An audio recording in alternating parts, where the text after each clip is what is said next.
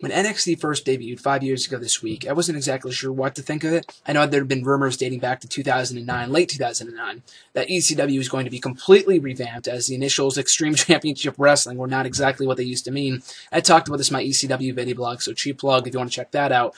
Check it back out here on the channel.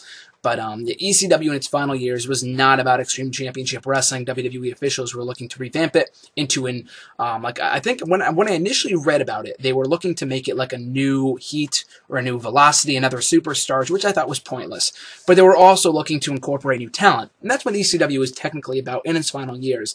You saw guys like Jack Swagger on there, Tyler Rex, Sheamus. I mean, I know Tyler Rex is kind of like the odd man out of those few, but still, that was all about the new talent initiatives. And when NXT was first announced in February of 2010, 5 years ago this month, it sounded like an interesting concept. I know Daniel Bryan and Vince McMahon and all these others were kind of endorsing the fact that this was the new, groundbreaking, something new, something fresh, something original for WWE that we had never seen before.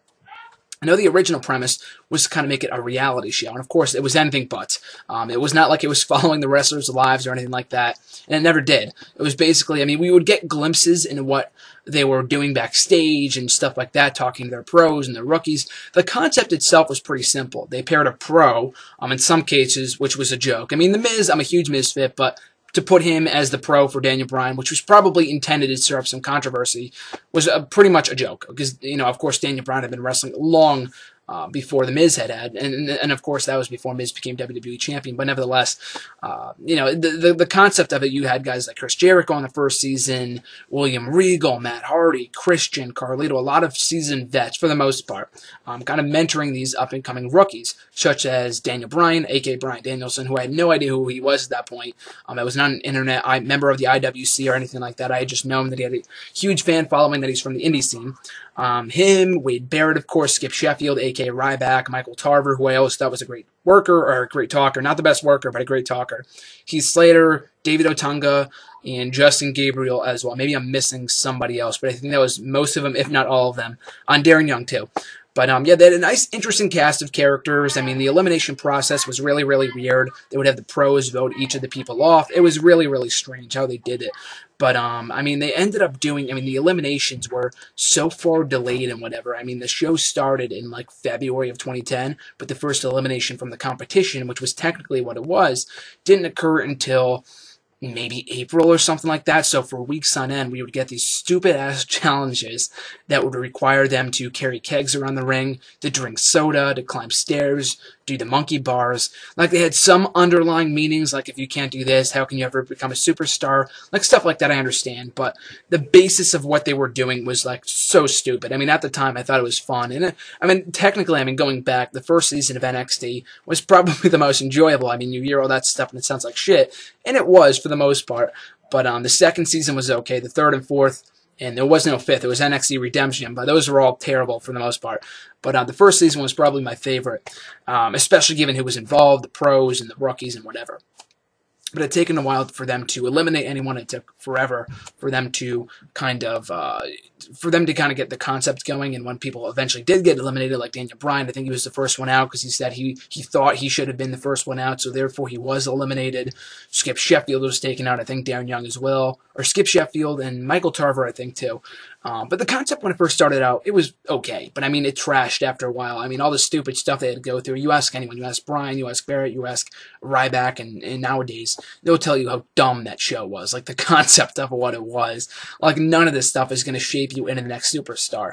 Essentially, the only good thing that came out of that show, except for all the individual superstars, such as Daniel Bryan and Barrett and Ryback and so on and so forth, we also got the Nexus. And that was kind of the premise, the motives of the group, seeing how they were treated so badly on NXT, and they wanted to prove to the WWE Universe and the fans and the officials, whatever, that they were more than a bunch of monkeys. You don't treat them like a bunch of animals, and when you do treat them like a bunch of animals, expect them to act like animals. And that's exactly what they did when they formed the Nexus. And I talked about the Nexus in another video vlog. I know I'm doing a lot of cheap plugs, but that was from last June if you want to check that out. But the Nexus was awesome. I love that. But after the first season, the second season was okay, but it wasn't the same. A lot of it was, again, stupid challenges like kissing contests and stuff like that, stuff that would never even matter. And it was more so for the for the entertainment of Vince McMahon and Kevin Dunn, especially, like a lot of stupid shit. We got Caval on that show, Alex Riley, who I'm still a huge fan of, Husky Harris, aka Bray Wyatt, and a couple others, Curtis Axel too. So the second cast of characters for the second season was not bad. We got a lot of good pros and a lot of good rookies. But again, the basis of the show was so stupid that it would never create an actual star. I mean, the credibility of the show was put into question when the winner of the second season of NXT, aka Cabal, aka, Loki now in TNA, was released from his contract back in December. I mean, I initially thought he quit, but I eventually found out, I think about last year, that he was released from his contract. So why even bother having the guy win the competition if you're going to fire him and have no plans for him? Obviously, it was more so the fan voting, and I think that's what he has said as well. It was more so in the him being popular with the fans. But if he's popular, then run with him, make him popular. Don't bury him and have him lose every match. So that was that. The third season, by that point, they had been booted off at Sci-Fi to make room for SmackDown on Friday nights at that point. So they were booted off Sci-Fi to go to the WWE.com platform for a while. They treated the third season with the women, and it had potential, but they treated it like an absolute joke. The commentators didn't care. Michael Cole and Josh Matthews were always pooping all over the show. It made for hilarious entertainment for someone like me that were, they were making inside jokes and stuff, and they even acknowledged at one point that none of what they were doing was real, which was kind of comical. But it really didn't do anything to help lend any credibility to the show. And the fourth season came and had Brodus Clay on it, EC3, and a few others as well. I think Titus O'Neil was also in the second season. I can't remember who else was in the fourth. There was a few good names. But the fourth season, I mean, by that point, people just did not give a shit. And it was airing in 2011, and just a lot of weird stuff. And then NXT Redemption came around, because for the fifth season, I'm hoping, okay, this is going to be the season where they bring up Brett DiBiase, the son of Ted DiBiase. They're going to bring up Bo Dallas and all these other great workers, Xavier Woods and Seth Rollins. Not to say that Bo Dallas is the great worker, but there had been a lot of rumors that they were going to be bringing in a lot of fresh faces to NXT. And Seth Rollins, I remember, was that, people were asking him on Twitter, when are you making your NXT debut? Is there going to be a fifth season of NXT or a sixth season? He's like, I don't think so. I don't think I'm ever making my debut. So that was funny. But by that point, the show was it was a wreck. I mean, for the pros for the Redemption season, you had Hornswoggle, you had Tyson Kidd, you had Yoshitatsu, you had JTG. So why even bother keeping the show around at that point if you're not going to even treat it with any sense of importance whatsoever? So it was a complete waste of time. I still watched it, but it was a complete waste of time. And in its final months, going into 2012, it had basically become Superstars 2.0. You had matches with Darren Young and O'Neal. Darren Young, who had already had a Raw contract by that point, why he was on the show again was beyond me, and it still baffles me to this day. You had the Usos on there, and Kid and Tatsu, and all these other kind of lower mid-card wrestlers kind of competing on that show, making it their own. And there were a few good matches, but for the most part, though, it was kind of a waste of time because no one really cared about it or anything like that. But that said, though, I mean, I enjoyed it for what it was, and then once it ended, and it went to, there were rumors in early 2012 they were looking to revamp it again. Instead of making ECW NXT, they were going to make NXT FCW, but keep the NXT name. And I remember hearing about that and being so psyched because Redemption that season had gone on for well over a year. It was a train wreck, and it's funny now because NXT is one of, if not the single best thing about WWE right now. And 3 years ago even, it was among the worst things that WWE had going. That many people didn't even know about because it was airing off the website, but it was one of the worst weekly programs that they had at their disposal, and it was disgusting to see how it was at that state, in that state at that time, and to see how much it's evolved since then.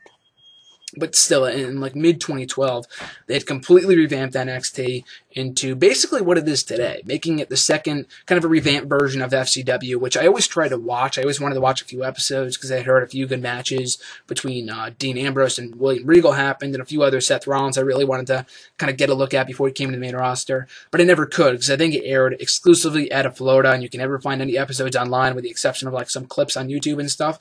But I was really excited for the revamping of NXT, and one of the biggest concerns that I had, one of the biggest issues that NXT had before it was revamped in 2012, was that they were filming just like ECW with SmackDown. They were filming with SmackDown. People just did not care because they didn't know who these people were. They did not give a shit about them. They didn't air on Sci-Fi or any big channel, so the crowds that went to these shows for the SmackDown shows didn't give two shits about ECW, or I'm sorry, NXT. That's basically what it was. but the crowds were completely non-receptive. So at least when they moved to Full Sail University in Florida in about mid-2012, at least the crowd would get accustomed to it, and that's why that crowd is among one of the best wrestling crowds out there today, because they're a loyal fan base. It reminds me a lot of ECW back in the day and stuff like that, because they're a very loyal fan base. But still, they made for an electric atmosphere. They had on commentary William Regal and Jim Ross. I mean, can you even imagine? That's like a dream team on commentary. They had those two calling the action for the first few shows, and I caught the first few episodes, because once NXT ended in June of 2012, like the original version of NXT, the shitty version, and the new version debuted the following week, they'd completely taken any reference to NXT off their website, and I thought they were going to be streaming it on WWE.com, and they never did. They just completely did not acknowledge it whatsoever. And I had to go through different websites, a lot of foreign sites, to kind of check out the shows. And I did for the first few months. And I was very intrigued by guys like Bray Wyatt and Seth Rollins and Big E Langston at that time. They had a lot of great talent down there, but I kind of fell out of it by late 2012 because I had gotten busy with school and everything else, so I couldn't watch NXT on the regular. And it wasn't until about a year later, when I got done with high school in the summer of 2013, that I started to get back into it again. And I had seen some people that I was already familiar with. Big E was still there, kind of, at that point. I mean, he was already on the main roster. Seth Rollins, too. I was not familiar with a lot of the talent. I was familiar with Paige, who I've also become a huge fan of course. But among the fresh faces that I did see, I saw Leo Kruger, a.k.a. Adam Rose, who I think I saw the first time around, Bo Dallas, and a few others, Bray Wyatt, the Wyatt family. They had a lot of great talent down there, and still do. But kind of getting back into it, I saw a lot of the matches. The women's matches kind of stood out to me as being a lot better than they were on the main roster. The first match I think I watched was Summer Rae versus Sasha Banks, and that was a pretty good match. I mean, it's funny to see how much that's evolved. Both characters have evolved in the last 2 or 3 years, especially Sasha Banks, given that she's now the new NXT Women's Champion. But and kind of watching it again in the summer of 2013, it was still hard to get a hold of. I still had to go to different websites to watch the show because it was still not available on WWE.com. They didn't really acknowledge it for the most part. They acknowledged like when a title change happened, like when title changed hands and stuff like that. They would talk about that, not on TV, but on like the website and stuff. That was the only real acknowledgement of NXT at that time. And I would watch it on Hulu Plus when they put it on there, and later that year. And I was really trying to get people to watch the show because they had a lot of great talent on there. From Paige, like I mentioned before, and Emma, and Bo Dallas, and all these other superstars, Sami Zayn, Adrian Neville, Corey Graves, the list goes on and on and on. And eventually, by 2014, when the WWE Network launched, after months of watching it, a near year of watching it on fucking foreign sites and Hulu Plus and shit like that, they had finally brought it to the network, which was probably the best thing to ever happen to NXT. So many more eyes got on that product. I mean, after months of telling people, watch this show, and people, I mean, when I wasn't watching, people were telling me, watch NXT, you're going to love it. And it wasn't that I didn't want to watch it, it was more so that I couldn't watch it, I just couldn't find the time to. And when I did, I loved it. So that's why I wanted to persuade people to watch it as well, but they couldn't really get a hold of it, so it wasn't easily accessible and stuff like that.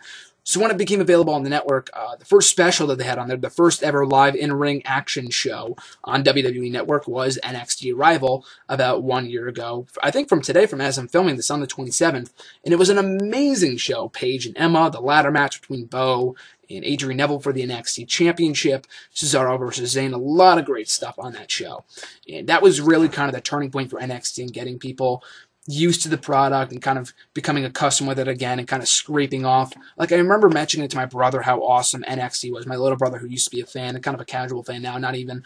But I was talking to him about one of the great things, like, who's this guy? And I would mention, like, oh, if it's a newer face, I would tell him he's from NXT. And he would say, oh, like, oh, this shitty competition show. So, I mean, some people still had that, that sense about NXT. They would kind of associate it with what it used to be many years ago. But now that it's been around long enough on the network and just in general on Hulu Plus and stuff, a lot of people have come to know what it is today as a great wrestling show. And much like Lucha Underground, which I also suggest people go check out, NXT is an amazing alternative to what you see on the main roster. I mean, it's hard to say it's an amazing alternative to WWE because it is the same. It's produced by the same company. You would never even guess, but it is. But it's a great alternative to what you see on Raw and SmackDown. If you don't like the 3 3-hour shit, and I don't either. But NXT is such an easy watch. It's only an hour. They have some of the best talent in the world. And right now, the roster, more so than ever before, is so stacked with guys like Owens, who just came in, Finn Balor, Hideo Itami, Solomon Crow, Rhino, and Brian Kendrick making their returns, Sami Zayn, Adrian Neville, Charlotte, Sasha Banks, Bayley, Becky Lynch. The list goes on and on and on of all the great talent they have right now in NXT. And they're only going to continue to evolve. That's the most amazing thing about it. And a lot of people say like they're going to the main roster as a demotion for these people, and I absolutely agree. They're getting less in ring time some of the times. It doesn't really work out. Look no further than Adam Rose and Bo Dallas. But still, I think NXT as it is, right now, it's hard to say that you should go out of your way to watch this, because I think by this point that's kind of implied. And if you're not already watching NXT, absolutely take the time to do so, especially for someone that doesn't like what they're currently doing on the main roster. There's a lot of people out there that only either watch NXT or just kind of aren't really pleased with Raw or SmackDown in the current state of wrestling, so they go watch NXT. Or the Indies, or Lucha Underground, like I said before, because all of these promotions kind of focus on the wrestling, and it's not even an hour long most weeks. With me, at this point in my life, I'm kind of focused on how long a show is, so I can, kind of move on and do other stuff, and kind of use that time wisely. But with less than an hour show, and all the great talent, and the great storylines, and great matches that they have on there, it really is well worth the watch. It's like one of the highlights of my week, watching NXT on the network. But it really is amazing to think that only 5 years ago, that it was the shitty competition show that it was, with the soda drinking challenges and all that other crap. And I've talked about this before on like Facebook posts and tweets and stuff like that. But in the time then, all these, a few of those guys from that first crop of guys, including Daniel Bryan and Wade Barrett and Ryback, have all become big superstars in the current WWE, which is awesome to see. It's great to see them having success, and kind of in spite of NXT, because NXT that first season did not get them over. They kind of got over on their own when they eventually made it to the main roster and their respective characters. But still, it's great to see, like even at Fastlane this past week, it was awesome to see the old NXT, the old regime of NXT, Daniel Bryan take on the new regime of NXT, Roman Reigns, who really wasn't in NXT for too long before he got called up to the main roster. But still, NXT as it is now, I think the future is bright in WWE with them at the helm and all the great talent they have down there and all the people coming up. And I look forward to the days that we see guys like Kevin Owens and Hideo Itami and Finn Balor on the main roster, because I think it's going to make for some amazing matches with the current crop of guys that we currently have in WWE. So if you're not already watching NXT, definitely do so. I shouldn't even need to say that, but definitely do so. And like I said before, the last 5 years have been a fun roller coaster ride, to say the least, for NXT. I look forward to what the future brings for the developmental territory known as NXT.